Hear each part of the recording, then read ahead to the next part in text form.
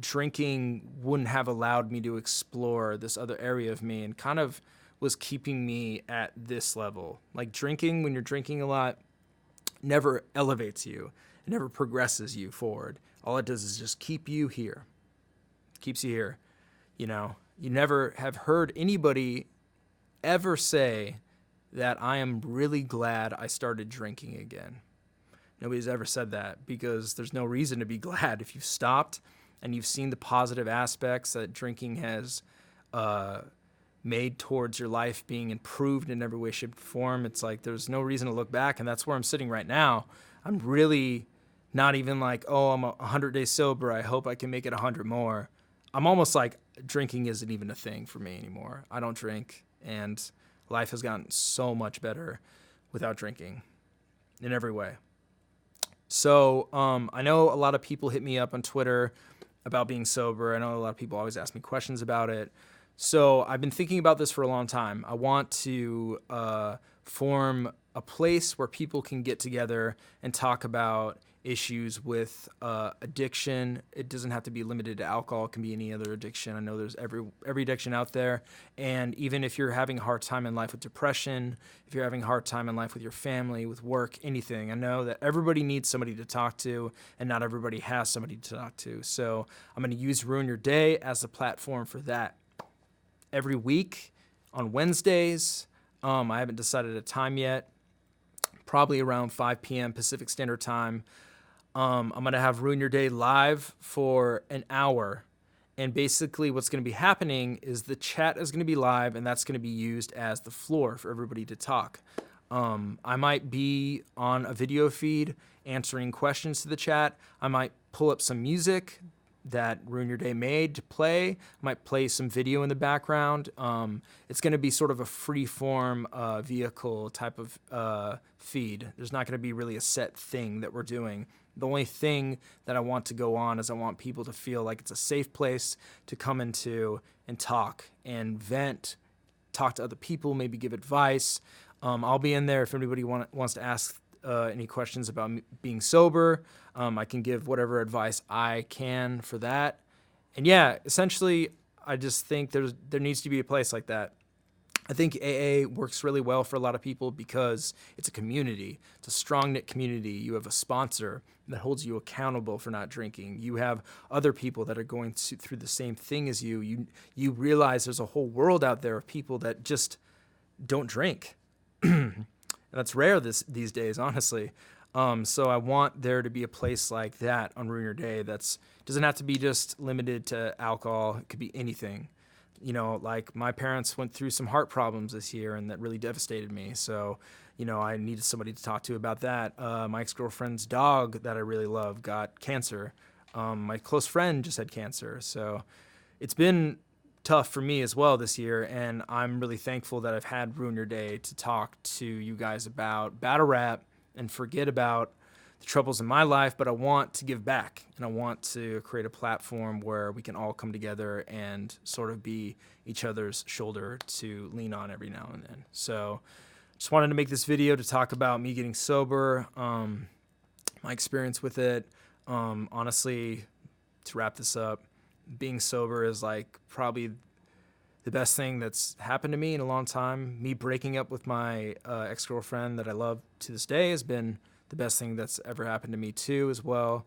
It's really like jump-started me to make big improvements in my life that I'm really proud of. And yeah, I mean, I think anybody out there that's struggling with addiction, the first question you need to ask for yourself if you're thinking that you might have a drug problem, alcohol problem, any sort of problem is, if I'm asking myself if I have a problem, I might have a problem. Do you want to take the next step to solving it? Do you want to get clean? Do you want to get sober? And all I can say is being sober is amazing. It's great. I would never trade it for anything. It works really well for me. Other people can drink responsibly. I'm not one of those people. I can't drink responsibly at all. So, yeah, guys, I just want to thank you all for helping me through my year of sobriety. You guys really made a huge difference in my life. I want to thank everybody out there that supported Ruin Your Day, all the patrons, all the people that did a watch episode, all the guests, all the people that tuned in for watch, everybody that bought merch, everybody that bought music. It means the world to me. So thank you guys.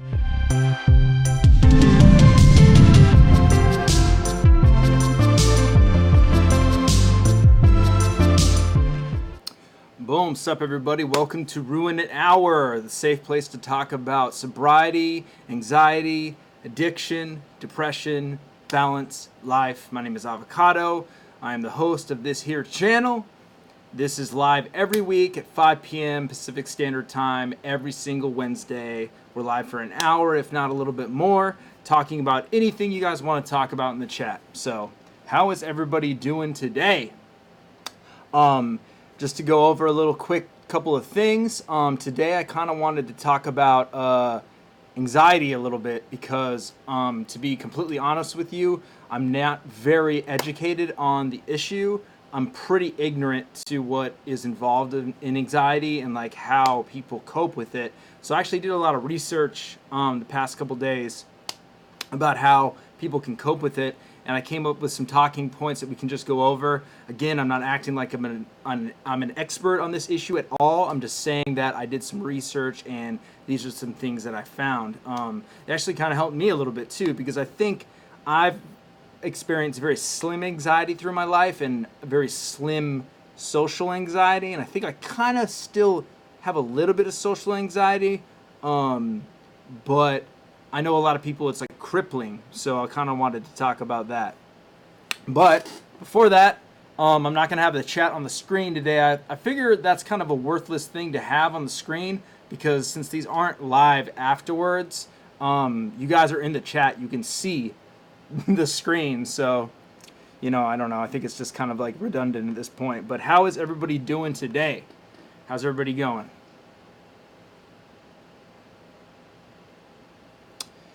What up, Thesaurus? How's it going, dog? I appreciate that. Kelly, thank you. Chris, I'm doing really good today. Did a watch with Ace of Means today. I just got back from the gym like literally 10 minutes ago. I did really good at the gym. Ran 8.5 miles and did shoulders, so that was cool. I've been really into this dude recently. If you guys want to look him up, let's see, what is this guy's name? I think it's David Goggins. David Goggins. If you guys want to check out, I know Joe Rogan is pretty cliche at this point, but I'm going to post a link in the chat.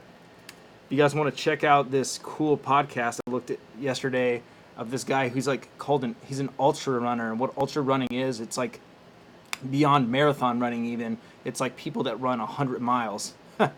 So I'm over here thinking I'm like fucking badass running 8 miles a day, thinking I'm hot shit, and this motherfucker's running 100 miles a day. I'm like, okay, I'm not at that level at all. But he's really motivating to listen to. He talks about a lot about how people make excuses for not going really hard in life, and make a lot of excuses for why they don't attain certain goals. And I thought that was something kind of inspiring to listen to. So check it out if you haven't. But yeah, how is everybody else doing today? Jonathan, I've been in trouble recently with alcohol. I got an OWI, which will affect my job after sentencing. I was just about to crack a beer when I got the notification for this. Seems like a sign. Hell yeah, Jonathan. That's great, man. So what is an OWI? Let me look that up really fast. OWI, alcohol. OWI. Oh, operating while visibly impaired. Okay, interesting. So you're from Michigan, I'm assuming. Yeah, man. I mean, like, basically, I stopped drinking because as everybody knows, I talk about this every week, but I got out of a relationship that meant a lot to me, and drinking was a humongous toxic element and not only my life, but it made a toxic element in the relationship, and it really made me a horrible person, to be honest with you. And all I can say about people that want to stop drinking is ask yourself, does drinking really add anything to my life that's worthwhile? And I would be willing to bet that that's a no, honestly. Drinking really doesn't add anything to your life that's worth all the trouble that it causes, to be honest with you. You know, it's fun. Like, eating a slice of cake is fun. Do you want to eat a slice of cake every night? Probably not. It's horrible for you. Everything is balance. And if you can't really maintain a balance with alcohol, which I can't have a drink every now and then it's better just to not have it in my life. I'll tell you this, man, after like getting sober, there's not a day that I go by that I'm not thankful that I'm sober. I was just thinking today how weird it was that I used to drink so much. I was like, man, this is crazy that I like used to be such a raging alcoholic, and I used to be drunk all the time, and I wanted to just constantly be numb. And I'm feel like I'm so much more engaged in life after I've gotten sober. Like I'm more here in the moment. I'm more like aware and conscious, and I'm doing better things in life. I'm healthier than I've ever been. And I feel like it just alcohol controlled me a lot, and I let it control me a lot. That was my fault. So I took accountability for it, and I stopped. So I think, Jonathan, if you're struggling with alcoholism, and if it's causing you legal troubles, I would definitely think you should take the steps to stopping or at least slowing down. Because guess what? When you slow down drinking, nothing bad is going to happen. I promise you. Nothing bad will ever happen from not drinking. So, what up, Desi? How you doing? But let's scroll up a little bit. Kip Kaboom, how you doing, man? Let me bring up this screen because I wrote some notes for you guys. I don't know if this is too small to read. If it is, I apologize. But Kip Kaboom, my anxiety derived from losing my ex-wife. I'm sorry to hear that, man. And having to be away from her and our daughter. Really sorry to hear that. That's not easy, I'm sure. Recently, with time, I've gotten a little handle on it, but it isn't easy at all. I still think about them daily. How long has it been since that happened? Is it something that's relatively recent, or has it been a couple years? The Prime Enforcer asked, do I ever miss drinking? And the answer is no, honestly. There's like, sometimes that I miss being really social, but that's my fault. That's not drinking. That's not being sober's fault. My fault for not being social sometimes is because I'm not social, and I would rather sometimes isolate myself rather than be social. And that's something that I'm currently working on a lot. Is instead of like going out and like hanging out with friends that might be drinking and like being comfortable around people that are drinking, I'd rather just be alone, which isn't good. Self-isolation is really a bad thing. And you need to put yourself in uncomfortable situations to grow. So that's something that I've kind of been dealing with a lot. But to be honest with you, there's not a day that goes by that I don't thank everything for my sobriety. So I don't miss drinking at all, in the slightest. If anything, it like disgusts me sometimes, not to be extreme, but I think about like hangovers, and man, I just think about like what I used to do in my life, and like I haven't really talked about like a lot of stuff that I used to do. Like I used to be addicted to a lot of things, not like drugs, but I was a sex addict. I'm obviously an alcoholic, and I haven't really dove too far into those issues. With time, I probably will, but I think about what I used to do and just how like I don't know, crazy my life used to be, and how I used to have like I don't know. I almost feel like a different person. Like I feel like I had no morality, even like 2 years ago. Like it's pretty recent that I've undergone all these changes. So it's pretty crazy, man. So wise guy, appreciate you, man. Augie 93 has struggled with adjusting to life changes for a good bit and still do on and off adjustment disorder.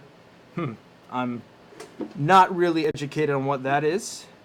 I did counseling for about 6 months. Best move ever. Yeah, totally agree, man. Like, therapy and counseling, I think, is something that everybody should do. And it's unfortunate that the stigma about therapy has been so strong in a lot of cultures. And I actually, I'm not going to act like I'm an expert on this at all, but I didn't really know that in black culture, going to therapy is viewed as weak. I was actually talking to, I don't know if he wants me to name him, but I was talking to a battle rapper recently who's been struggling with mental health, and he's pretty vocal about it, so you might assume who he is. And he was talking to me, and I was like, have you ever thought about going to therapy? And he looked at me, he's like, no, that's some white people shit. He's like, our culture doesn't like ever think of that, and that's viewed as being weak. So I know that some cultures view it like that, and I'm glad that now therapy is kind of getting more accepted to going to. You're not viewed as like, oh, you're going to therapy? Something must be wrong with you. Oh my God, your life's fucked, Instead of like, no, I'm just trying to better myself as a human. Like, I'm trying to grow in all these different ways. And therapy is essential to that, It's essential to growing. You got to exercise all different aspects of you. You got to exercise yourself physically, emotionally. You got to tap into these roots that you can't really do alone or like in your day-to-day life. So yeah, that's wonderful that you did counseling for that, and it improved the disorder.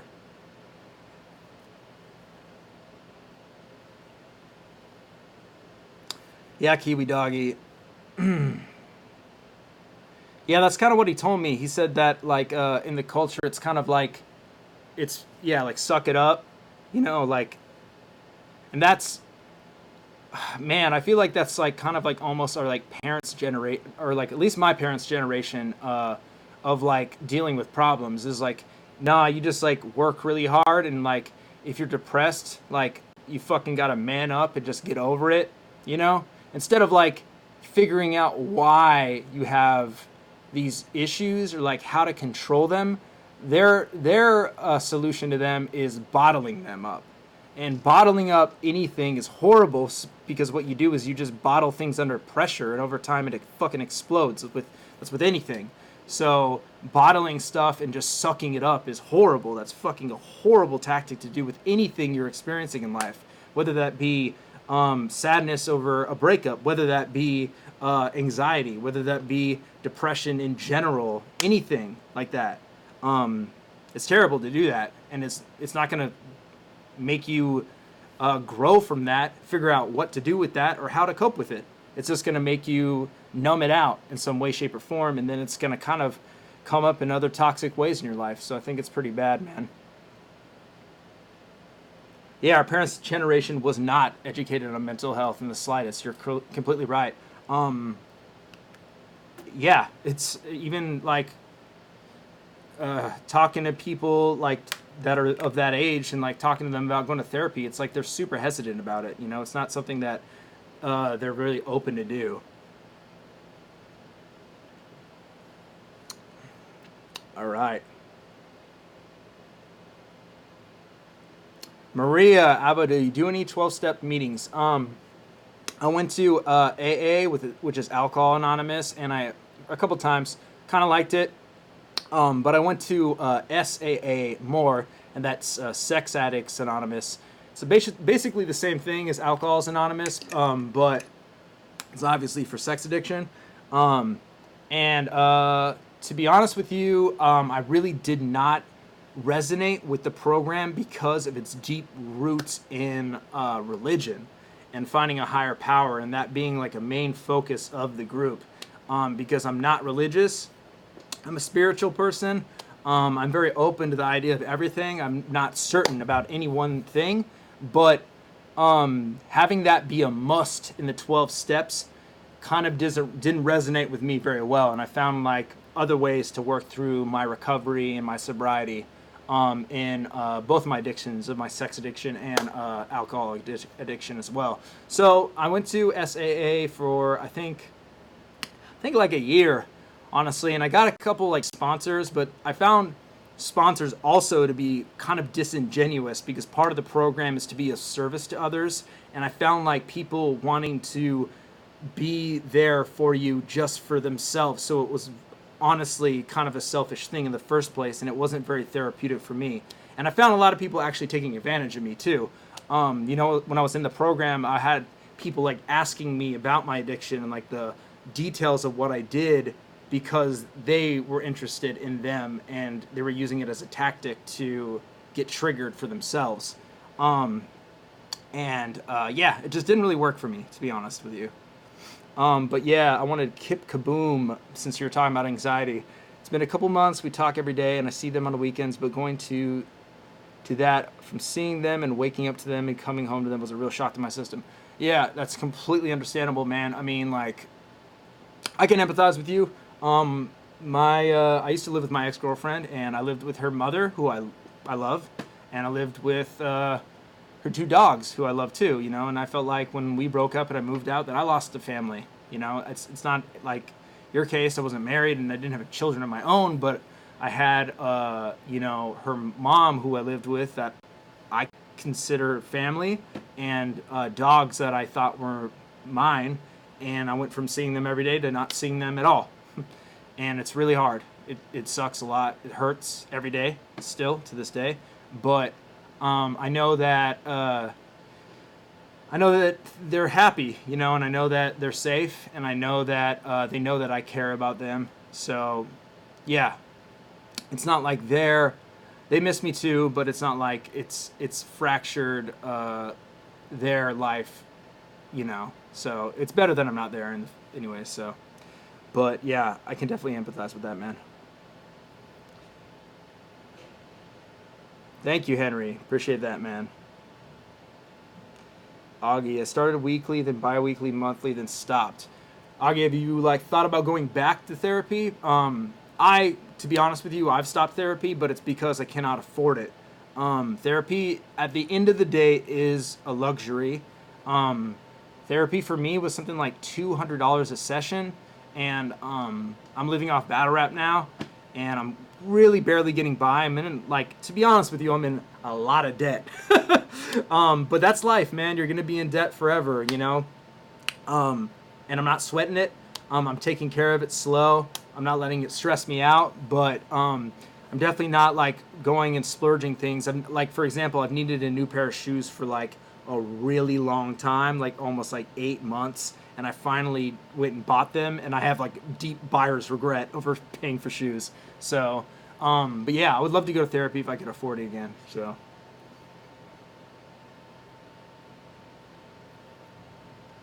Lee, you know, asking or accepting that you need help is the first step, man.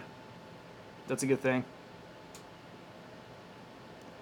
Desi, I went to AA once and was told I wasn't an alcoholic because I didn't lose anything. Well, that's bullshit. That's complete bullshit. You don't need to lose anything to be considered an alcoholic.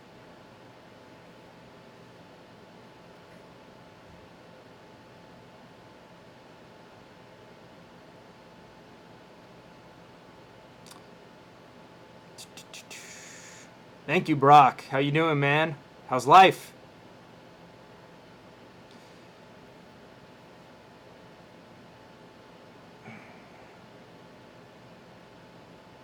Congrats, Desi. Congrats on sobriety. Quit drugs 10 years ago. That's crazy. That's huge. But yeah, I wanted to talk about anxiety. I don't know if anybody has experience with anxiety. Anybody wants to talk about it. But I, you know, researched a little bit about it. I don't know if you guys can read over here, but I'll read some of this stuff off, and we can just talk about ways to cope with anxiety, because I'm kind of, like I said, pretty ignorant to the issue, and I want to learn. I want to learn more about it. Really quick, Maria, I had a problem with the religion thing in the meetings. I found myself subjecting the good things people said of it because of it. If I had to do more open-minded and just find the similarities. Word up. Yep. That's exactly what I did. That's exactly what I did. But I mean, like the 12 Steps program, it works for a lot of people. It's a wonderful program. I know that a lot of people are in it for life, and it's great. Like it just didn't work for me. Just like I think everybody's path to sobriety, everybody's path to self-realization is different, and we're all different people. We're all complex, and we all have a different path in life. And I don't really think that AA is for everybody. And I think not going to AA isn't for everybody as well. I think you need to find out what works for you in your path to sobriety as much as you can. And you're only going to know yourself by trying. You can only go and try. And if it doesn't work for you, it doesn't work for you. Alrighty. But let's get into this anxiety talk. I want to talk about this because I definitely don't know too much about it. So I watched a couple of videos on it, took some notes that I thought were interesting from some TED Talks. Jonathan, appreciate that, man. Lee Smooth, I'm hoping to quit tonight so I can vegan and get a few labs down. I work out every day. I do capoeira. That's awesome. Even though I drink and smoke weed like crazy, but I eat, catch the itis, and sleep on alcohol and food. Yeah, man, I mean, eating at the end of the day is the most important thing you can do. If you eat healthy, your fitness is going to fall in line from there. And I will tell you this, after I stopped drinking, I lost like 10 pounds, like in the first like week, you know, because I used to drink a fuck ton. And I don't know if you, like, I've always been in shape, but I was kind of like wearing, like, I look at like old footage of me and old pictures of me, and it looks like I'm wearing like a rubber suit. Like even my face is like puffy.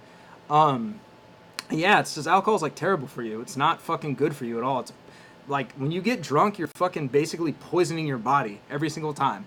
So that's not good for you. And if you're trying to like be healthy, especially fitness wise and be athletic, alcohol is only going to slow you down.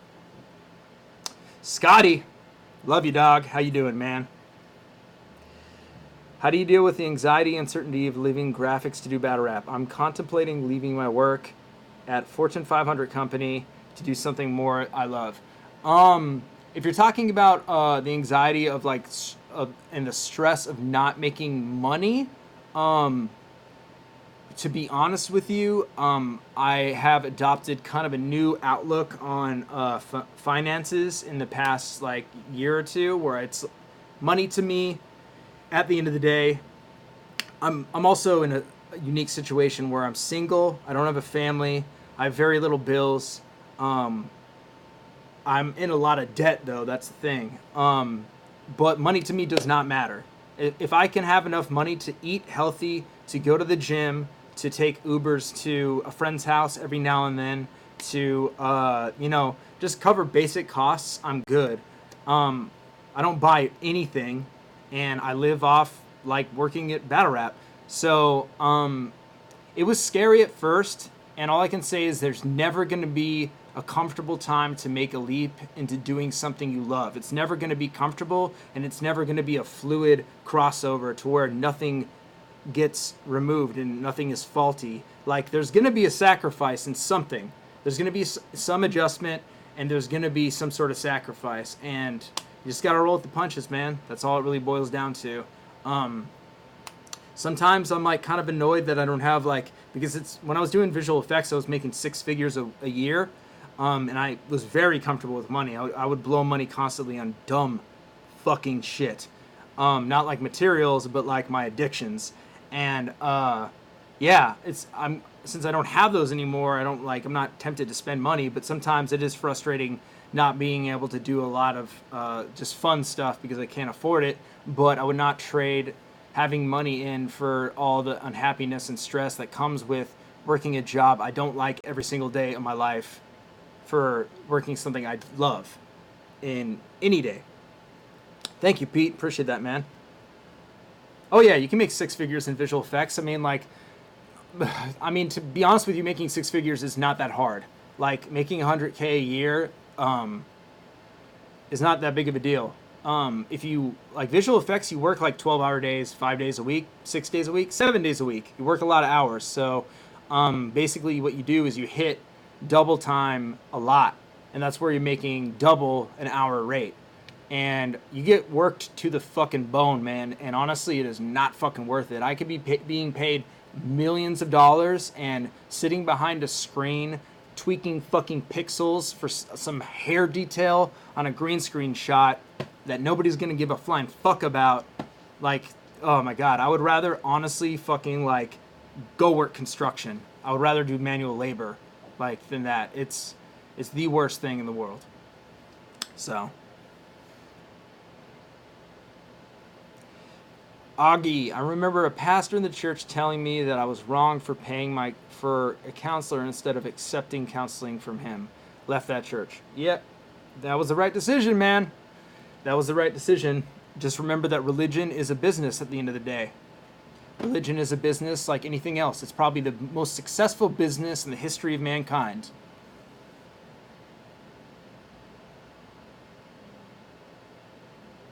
Thank you, Lee. Appreciate that, man. I'm an artist and I'm not sure if I've been experiencing anxiety. Does anxiety affect writing and creative negatively? My depression used to fuel my art, but it seems to have become a hindrance. Yes. So to transition that over, let's talk about anxiety for a little bit. So this is social anxiety. So nothing is bad. I wrote that down. 1 in 14 people have an anxiety disorder. So anxiety is really common. Anxiety is not a weakness at all. That's a big thing to note. It's not a weakness. Normal anxiety is an emotion that we all get in stressful situations. Stress is basically anxiety. If you tweak the way you cope, you can lower the anxiety. How you cope has a direct effect on the amount of anxiety you're experiencing. So, anxiety sometimes can definitely affect your creativity. If you're like, like writer's block or something. Writer's block is kind of a form of anxiety because you're so intimidated to start and you know that you need to get something done and it's overwhelming. And then you get overwhelmed by the fact you're overwhelmed, and then you get anxiety for the fact that you're not starting, and then you don't want to start. So it's like, it kind of like dominoes into this perfect storm. Enigmatic Ecstasy, how you doing, man? Let's see. Quayne, dang, I know, man. That's exactly how I felt. But yeah, so little coping resources that I kind of researched for anxiety that I thought was cool. Feeling like you're in control of your life. So this is kind of a big one.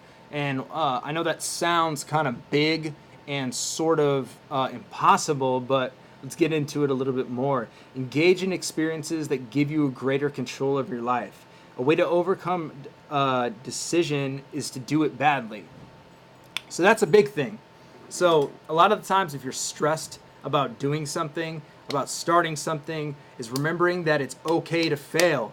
And you probably need to fail in order to learn.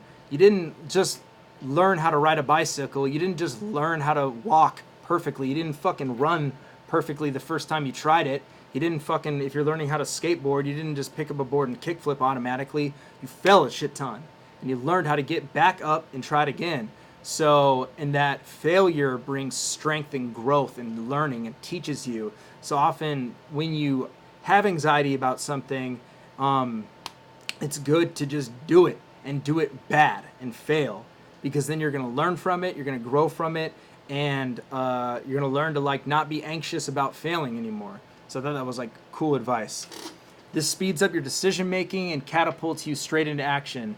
We aim for perfection, but that paralyzes us because the expectations we set for ourselves are too high to even ourselves to reach, thus leaving us disappointed when they aren't reached, and then disappointed when we don't try due to those expectations. So it sort of paralyzes you. So I thought that was interesting about the whole do it badly thing. Number 2, forgive yourself. And this is kind of a thing that like gets roped into also like recovery for addiction and sobriety, is forgiving yourself for mistakes and being kind to yourself. And I think that's something that's really big in any way of moving forward in life, is forgiving yourself for doing anything that you view as wrong and not beating yourself up over it. Especially, honestly, for anxiety, when you have anxiety, is not feeling fucking guilty that you have anxiety. If you have anxiety, it's fine. It's totally okay to have anxiety. If you're sad, it's okay to be sad. Those are fine. Those are natural emotions that we all feel, and it's okay to feel those things. I feel like a lot of the times people are kind of taught to feel like if they don't feel fucking good 100% of the time. They wake up with like a goddamn fucking perfect body, straight out of bed, like eat a perfect breakfast, go straight into work and fucking joke around. They're the funny person in the office, have a great day at work where they're fucking saving everybody on earth, and come home to their perfect family. They're not happy. And they feel like something's wrong with them if they feel any sort of discomfort throughout the day. But that's natural. You're feeling discomfort is fucking natural. It's 100% natural. So I think being kind to yourself and realistic with that is a big thing. So number 2, forgive yourself. People with anxiety think a lot about what they're doing wrong. So anxiety can be crippling for those reasons of always thinking like, oh, I'm doing this wrong. And then like if you're so focused on what you're doing bad that it even gives you more anxiety. Be kind to yourself. Forgive yourself to any mistakes you have made a few moments ago or in the past. If you had a panic attack and you are embarrassed about it, forgive yourself. It's fine. Just move on. Like don't just move on, but like forgive yourself for having that. It's okay. It's not the end of the world. Forgive yourself for everything and anything, and this will give you compassion to yourself. And having compassion for yourself is a really big thing in life. And it's a big step to like learning how to love yourself too.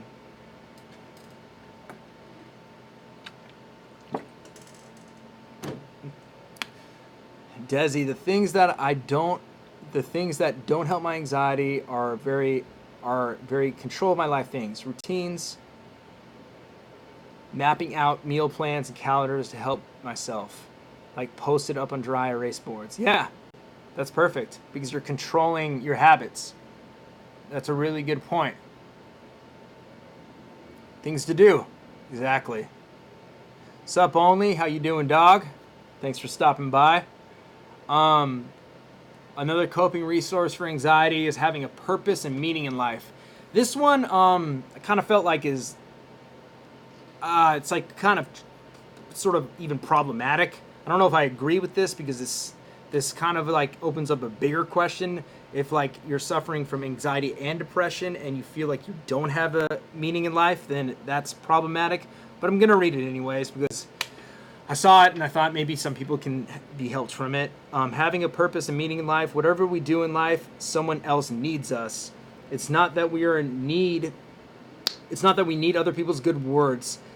If we don't do something with somebody else in mind, we're at risk for poor mental health. So that kind of goes in line of like the 12-step program of being of service to others, being kind to your friends, your family, somebody else rather than yourself. And I think basically what they're trying to say is if you live a life that's completely self-serving, then your mental health is at risk of being poor because all you're doing is really serving yourself and you're not really giving back to anybody around you. Kind of agree with that. I don't know. It's kind of a iffy territory. Doing something with somebody else in mind can carry you through the toughest times. That's very true. Volunteering, being of service to others, being good family and friends. Scotty, peace out, man. But yeah, I mean, I think the volunteering part is really true. That's a big thing that if like you're suffering from anything and going through a hard time in life, volunteering will 100% help you through that time. It just will. It'll make you feel like you're doing something good for humanity.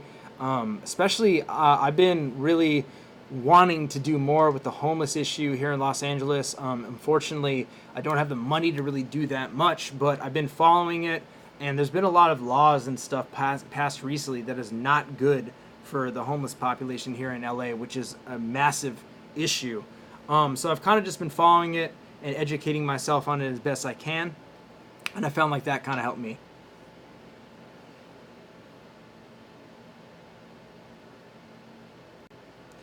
Choppa City, appreciate that, man.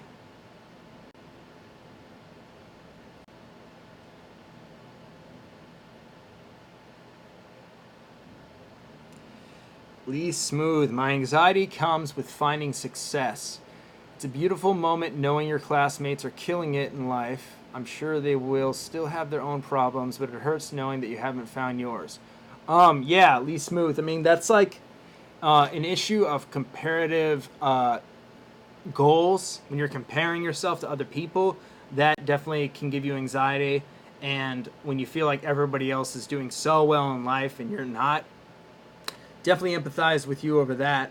And all I can say is everybody's journey is their own. There's no like goals in life. There's no killing it in life, because guess what?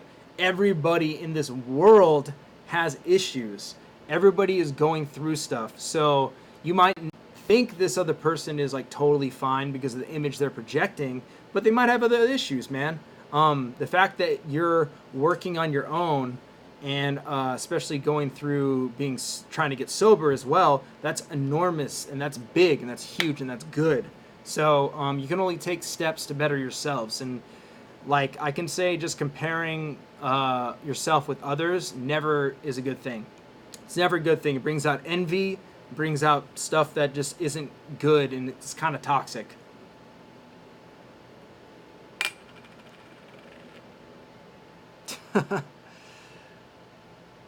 But yeah, and then I don't know, I wrote down this little paragraph, but I think I got sort of sidetracked when I was writing it, but I'll read it off. It's pretty good. Living with anxiety, because I was kind of trying to like figure out how to actually like give advice on how to live with it. Elder Scrolls. I recommend flotation therapy for anyone that hasn't tried it for anxiety, stress, depression, and much more. Avo, I gave you a free float at Town Business. You did? You give me a free float? I don't remember that. I'm gonna be tripping. But yeah, I haven't tried flotation therapy before. At all. Oh, it was just a card. Okay, word. Yeah. I think I remember that. I do remember that. Did I notice a homeless problem here in Houston? I kind of did. I know it's bad. It's bad everywhere, honestly. In LA, it's really bad. And yeah, it's just not getting good. And the rent is crazy. They just outlawed that you can't sleep in your car. So a lot of people that are homeless in LA, it's not like they're jobless. A lot of them have jobs. They just can't afford rent. And now they can't even sleep in their car unless it's in a categorized zone, unless it's in a specific zone, which basically makes these crazy encampments. And then also, recently they just passed a law that you can't sleep or have a tent anywhere on a sidewalk that's within 500 feet of a park, of a driveway, and of an entrance to a building. So basically all that leaves is highway underpasses. So it just builds people to make these huge encampments. And the bad thing about encampments is that when those happen, a lot of crime comes with those. A lot of drug use comes with those. People steal from each other. It's not a good thing. And also, LA like promised to build, I think like something like 10,000 shelters. I think something like 3 years ago. I might be misquoting this, and they haven't built one. They haven't built a single shelter. So yeah, I don't know. I've just been following it. It's a good thing. Thank you, Eddie. Appreciate that.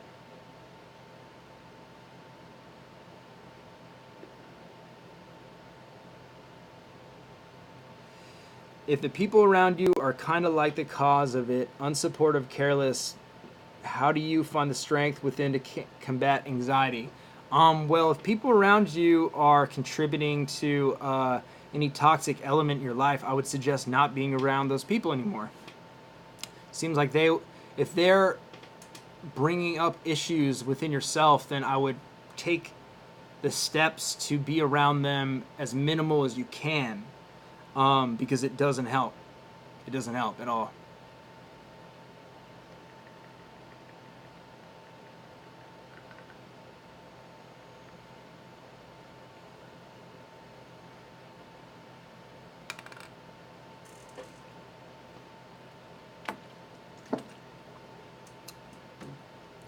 But yeah, let me read this little paragraph here about anxiety. Anxiety isn't all bad. Sometimes it's a lifesaver. It's an evolutionary trait meant to protect us from marauding animals and other dangers. In a normal measure, anxiety is an alarm system and a motivator, the push needed to finish a project on time or meet a deadline. What I expected writing this article.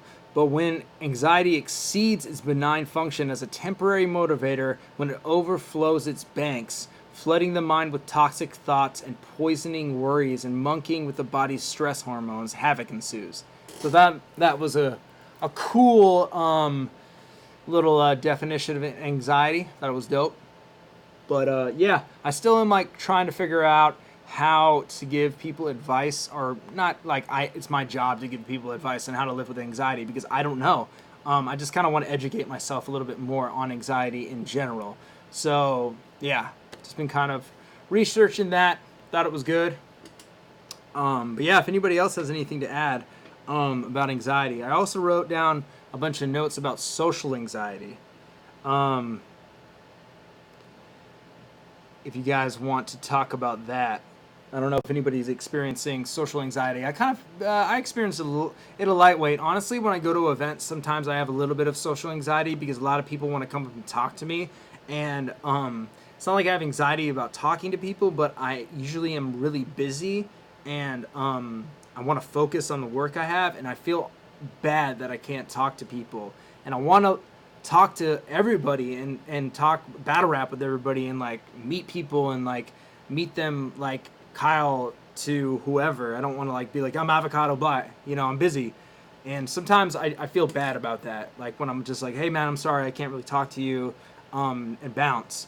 So sometimes that gives me anxiety, and I wish I had just had more time to relax and like talk to everybody, meet people, you know, dap it up, yada yada. So, all right, Enigma Ecstasy. So, social anxiety.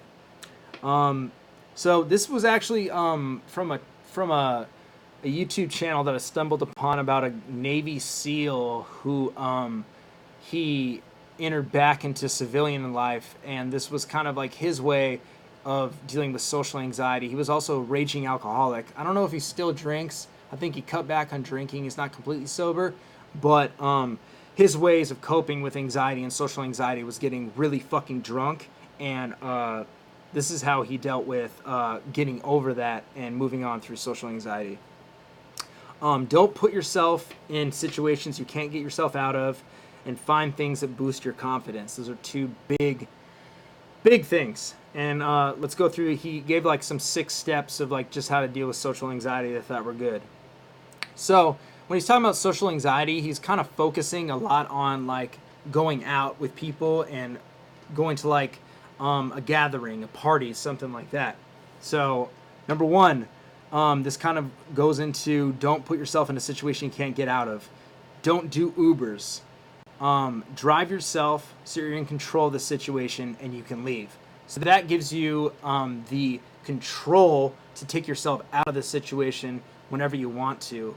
You can have your keys on you, and you can know if you're ever like feeling anxious and you don't want to be in a situation anymore, you can calm that by just stepping out of it. You can just leave. You can just go. Step out of it. Even like if you need to like just drive to your hotel, catch a breath, and then come back, you can make an excuse, be like, hey, I need to make a phone call. I need to just go outside for a second. You can even say nothing and just leave for a second and then come back. 2, always stay at a hotel. Don't stay at a friend's house. It gives you a safe space. Thought this was pretty cool too, because you know when you're staying like with a friend, you're kind of at the whim of what they're doing, and you don't really have any control over your living situation, or like even how much you sleep, your restroom, your shower. You're kind of like under somebody else's roof. So I get kind of anxious when I'm staying with other people. I like to have my own place because I like to just, you know, have control over my own living situation. So I thought that was good.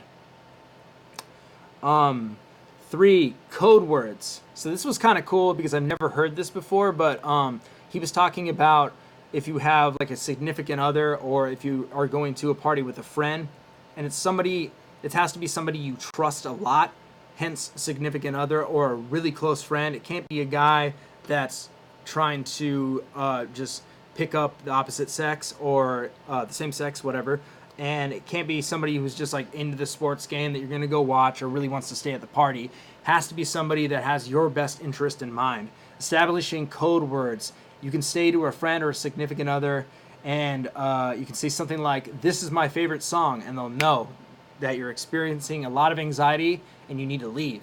and then they'll cover for you. They'll say something like, oh yeah, it's getting kind of late, forgot, like blah blah blah, make some excuse and then bounce. And I think like having code words instead of you having to be like, I'm freaking out, and then other people see that, and then that just heightens your anxiety more. You know, it's kind of like a little workaround, a loophole to basically saying that you need to leave, and I thought that was good. Don't feel like you have to talk all the time. He was talking about how when you go to social situations, you feel like you constantly need to like talk and be the center of the conversation, and it's perfectly fine to go there and not talk. It's perfectly fine. 5. When you're in social setting, don't drink or limit to how high or drunk you are. Just drink wine, maybe a beer. Don't drink hard alcohol, because then when you're drunk, you're not in control anymore, and you're there drunk, and you can't just you can't just pull out of the situation whenever you want. You have to be there, and then you're probably going to end up doing something that you regret, or saying something, or anything like that. And also, I would say this. Whenever I've drank, it's never really made any part of me that I've been proud of better. It's never boosted any factor that I love about me more. It's actually boosted all the terrible aspects about me. It's boosted my sex addiction. It's boosted alcoholism. It's boosted my temper. It's made me say things that I like, you know, obviously I said them, so I have free will over that, but it's maybe say things that I'm like disgusted that I've said. So I've never been like, yeah, I'm so glad I drank. I was like doing so much things that like I'm proud of. Like I've never even said that. So I would say if you're experiencing social anxiety, don't get drunk because you're experiencing anxiety, and to numb it out, because you're going to get yourself in a situation you don't want to be in, and you're ultimately going to regret it more. And then 6, and this is a big one that I'm really glad this guy talked about, because this guy was kind of like an ex-SEAL. He was kind of like a badass, and I don't know, you can tell he's like a type, you know, he's a type of person that I would not expect to do this. And he said, get therapy. And I love that he said that, because I'm a huge advocate for therapy. And he says, go get therapy. It's a big thing. It will help any aspect of anybody's life. So those are the 6 steps to how he handles social anxiety. I thought those were all really good.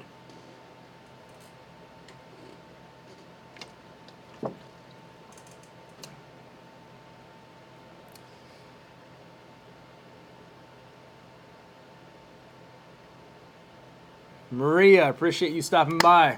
Appreciate those words too. Thank you so much. Yeah, drink the water. Also, drink water. You know, I'm gonna say that I actually quit drinking anything but water. I'm kind of becoming a little bit of a fucking like quasi nut with food and stuff. Like I drink nothing but water. I don't even drink carbonated water anymore. If you guys remember seeing me on Watch, I used to drink a lot of kombucha and like sparkling water, and I think that was to supplement drinking beer when I first stopped. I like wanted to drink something else. So drinking sparkling water is fine.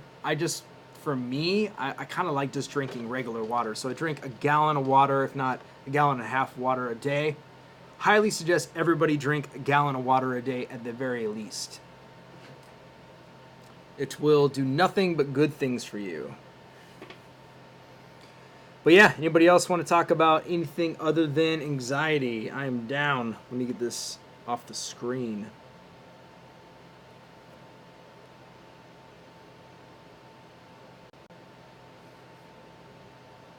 Pause. Definitely pause.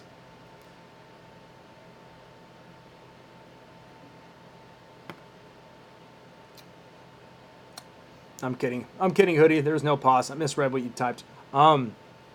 Yeah. Thank you, man. I appreciate that. I mean, I lost a lot of weight. I lost a ton of weight.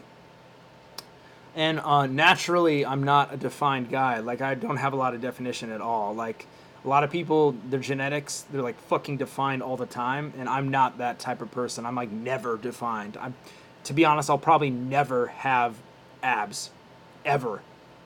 and I run like 8 miles a day, and I eat pretty healthy. So I don't think I'll ever really get there. But yeah, I don't know. I just feel better, man. I've like kind of like started just eating and drinking water and just doing stuff that like I like think about how I'll feel after, and that's kind of a big thing. Was my weight loss mainly due to quitting booze? Yes, 100%. And I started eating like a lot cleaner, and I got like, you know, I was serious about the gym before, but I kind of like wasn't really doing a lot of cardio, and I really got into that too. So yeah, yeah, for sure, man. Pete, yeah, when I was drinking a lot, I was like definitely like my midsection especially like fucking I had like just a gut. Like when you drink a lot, you get like a beer belly no matter what. All that weight just sits there, and like you can do whatever you want. Like eat super healthy, fucking like run your goddamn ass off. If you don't have like good genetics, like that's just going to sit there. And like I've been working for like the past fucking year to get rid of that. And it's really hard. I should be working a lot harder than I do, to be honest. But yeah, man. I mean, I just think quitting alcohol, there's so many benefits, man. I don't think of a single like good thing about alcohol anymore. I think about it all the time, and I'm just like, man, I don't even know like fucking why I did that anymore.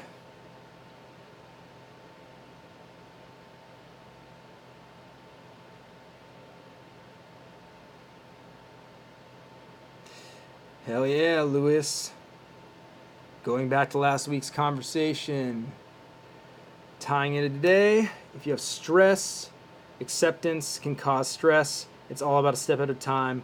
If you were hiding something, you were likely have anxiety, for sure. Completely agree with that.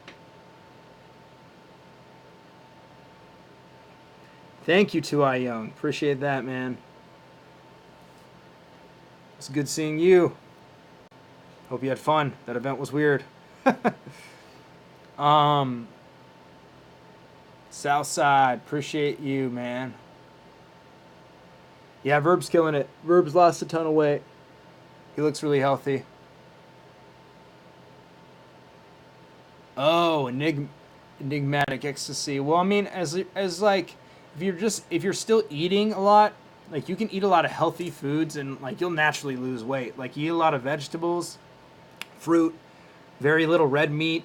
To be honest, I don't really eat that much meat anymore. It's not like I really avoid it. I don't know. It's just like I feel the best when I have a big fucking salad of like kale, beans for the protein, tomatoes, cucumbers, and I've been recently cheating a little bit, adding some fucking dressing in there. It was horrible for you. I should not be doing that. But I feel the best when I have a huge fucking salad. I just feel like amazing afterwards. I don't feel hungry, and I feel just like good. So, I mean, just thinking about how you feel after a meal helps a lot. Like, is this meal gonna, I know it's gonna taste fucking awesome, but is it really gonna make me feel good? Probably not. Supreme, I've dabbled in meditation. I haven't really tried it too seriously. That's something that I've kind of like been a little weary of stepping into. But yeah, I definitely want to pick it up and take it serious. So I was inspired to work out more and using my work benefits, dental and major coverage. Michael, that's good to hear, man.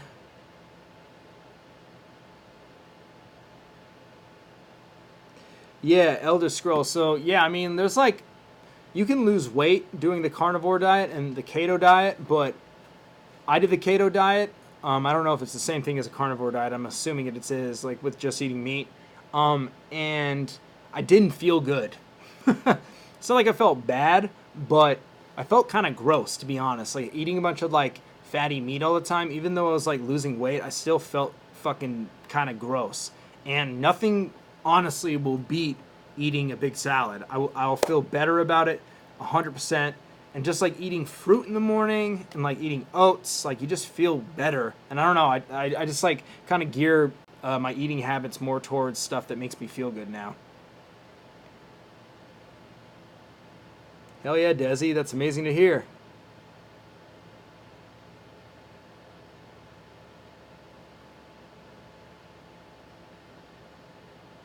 Michael, congrats. That's awesome, man.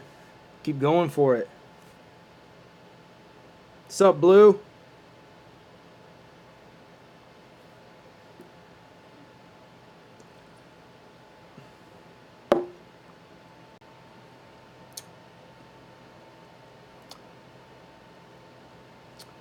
Yeah, chicken. I used to eat so much chicken, man. I used to eat chicken for every single meal. But chicken is, I mean, I've heard that chicken has like 100% of chicken nowadays has carcinogens in it. So, I don't know. Something also, like, not to get too preachy, it's like I've been so like thinking about how like agriculture of like meats is like fucking up the environment and just like not supporting it. But it's so hard to like stop eating meat, and then also if like you get even deeper is like stop using plastic. It's like, God, I'm like such an abuser of plastic. I buy a bottle of water at the gym every day, so that's a fucking plastic bottle that I like every single day use. It's like I should be using the same one, but yeah.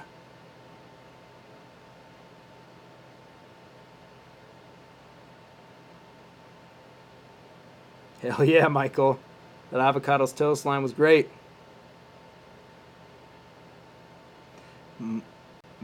Michaela Peterson. She cured her depression and autoimmune disease with just eating meat. That's dope. That's hella dope. I mean, like I said, like everybody's journey is different. Everybody's ways of solving things are a lot different. I used to eat just meat all the time, and I don't know. I just feel better when I eat vegetables. It's just what it works for me. A carcinogen is I don't want to fuck up what a carcinogen is. I'll look it up and define it for you. Carcinogen. All right, a carcinogen is any substance, radionuclide, or radiation that promotes carcinogenesis. The formation of cancer. This may be due to the ability to damage the genome or to the disruption of cellular metabolic processes. So basically, a carcinogen causes cancer. So I've heard that all chicken that's grown in America or anywhere else, the FDA said that there's carcinogens in every chicken. But who knows? That could be bullshit. That could be bullshit. Yeah, I know, Desi. I need to get a reusable water bottle. Like, and I also buy these every day. I buy a gallon of water. I'm so fucking wasteful. Like, honestly, I need to fucking, like, grow up. It's not good.